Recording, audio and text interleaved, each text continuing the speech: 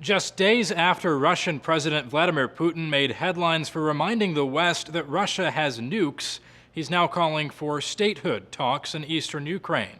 In an interview Sunday with Russian broadcaster Channel 1, Putin said negotiations on statehood for southeast Ukraine must begin immediately. The interview came a day after European leaders met in Brussels to level tougher sanctions against Russia.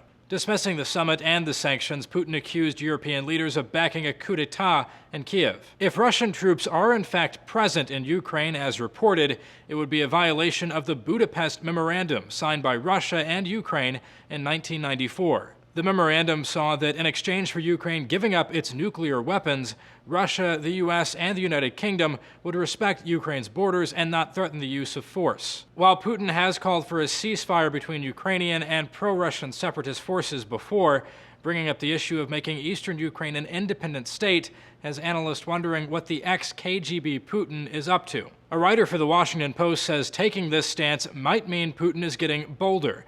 If it reflects a major shift in Kremlin policy, it would be a direct challenge not only to Kiev, but also to Western European nations and the U.S. Or an analyst for BBC in Moscow says calling for statehood could just be a bargaining chip, the Kremlin's way of putting pressure on Ukraine to start negotiating with the rebels. That idea lines up with comments from one Russian spokesman, who the New York Times quotes as saying Putin is seeking inclusive negotiations that would provide greater autonomy for the country's southeast as it remained a part of the country. In other words, Putin seems to want Ukrainian President Petro Poroshenko to negotiate directly with the separatists, who he refers to as terrorists.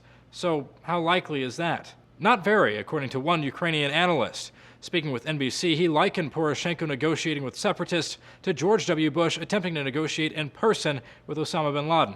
Never. It would be political suicide.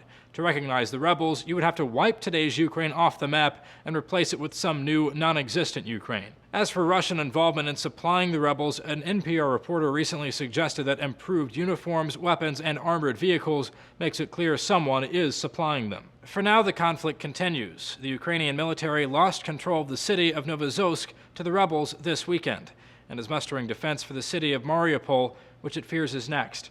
For Newsyam's Zach Toombs.